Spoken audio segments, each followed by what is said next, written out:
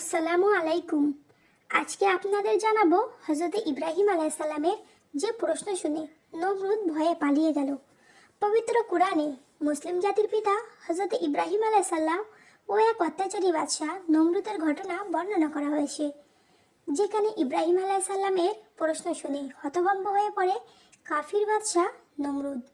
মুফাসসির ও বিশিষ্ট আলেমদের মতে বাবিলনের বাদশাহ নমরুদ সে ছিল সারা পৃথিবীর শাসন করা বাদশাহের একজন। ঐতিহাসিকদের মতে পৃথিবীতে এমন বাদশাহের সংখ্যা মোট 4 জন, 2 জন কাফির, বাকি 2 জন মুমিন। মুমিন হলেন হযরতে জুলকারনাইন ও হযরতে সুলাইমান আলাইহিস সালাম, আর কাফির 2 জনের নাম নমরুদ ও বখতনাসার। নমরুদ 400 বছর পর্যন্ত তার রাজত্ব চালিয়েছিল, আর হযরতে ইব্রাহিম আলাইহিস সালাম যখন নমরুদকে লা শারিক আল্লাহর ইবাদতের দাওয়াত দিলেন, তখন নমরুদের অহংকার ও মূর্খতা আল্লাহ তাআলাকে অস্বীকার করতে লাগলো এবং নিজেকে খোদা বলে দাবি করলো। তখন হযরতে ইব্রাহিম আলাইহিস সালাম খোদার আদর্শ ও বৈশিষ্ট্য বর্ণনা করে বলেন, আমার পালনকর্তা তো তিনি, যিনি জীবন দান করেন ও মৃত্যু ঘটান। তখন নমরুদ বলল, আমিও জীবন দান করি ও মৃত্যু ঘটাই। নমরুদ তার কথার প্রমাণস্বরূপ জেলখানা থেকে মৃত্যুদণ্ডপ্রাপ্ত 2 ব্যক্তিকে ডেকে এনে একজনকে হত্যা, অন্যজনকে ক্ষমা ঘোষণা করে। এর মধ্যে সে বোঝাতে চেয়েছে যে জীবন মৃত্যু তার হাতে। নমরুদের এই পন্থাটির ইব্রাহিম আলাইহিস সালামের কথার সঠিক উত্তর ছিল না, বরং এর মাধ্যমে তার মূর্খতাই প্রকাশ পেয়েছে। কারণ ইব্রাহিম আলাইহিস সালামের মূল তথ্য ছিল সবকিছুর একজন পরিচালক রয়েছেন।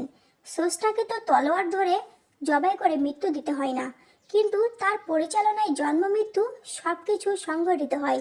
কিন্তু একজনকে ক্ষমা ও অপরজনকে মৃত্যুদণ্ড দেওয়ার মাধ্যমে নমরুদ নিজেকে জীবন মৃত্যুর ক্ষমতার অধিকারী বলে দাবি করলে সঙ্গে সঙ্গে হযরত ইব্রাহিম আলাইহিস সালাম বললেন, জীবন মৃত্যু বিষয়টি থাকুক, প্রকৃতির সাধারণ একটি ক্ষেত্রে তোমার শক্তি পরীক্ষা করে দেখাও। নমরুদ নিজেকে সূর্য দেবীর অবতার মনে করত।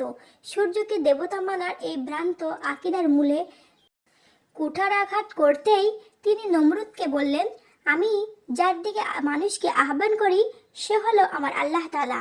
আমার সৃষ্টিকর্তা পূর্ব দিক থেকে সূর্য উদিত করেন। তুমি যদি সত্যি নিজেকে রব সূর্য দেবীর অবতার হিসাবে দাবি করো, তবে একবারের জন্য হলেও পশ্চিম থেকে সূর্যকে উদিত করে দেখাও। হযরত ইব্রাহিম আলাইহিস সালামের এই দাবিতে নমরুদের আওয়াজ বন্ধ হয়ে যায়। তা করে দেখানো তো দূরের কথা, প্রশ্ন শুনেই নমরুদ নির্বাক ও হতভম্ব।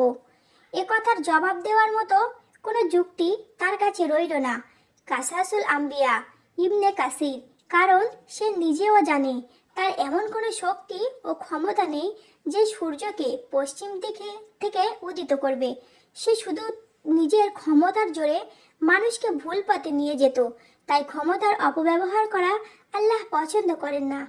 আল্লাহ তাআলা মুসলিম উম্মতকে ইমানি চেতনা বৃদ্ধিতে নবী রাসূলদের ঘটনা থেকে অনুপ্রেরণা গ্রহণের তৌফিক দান করুন। আমিন।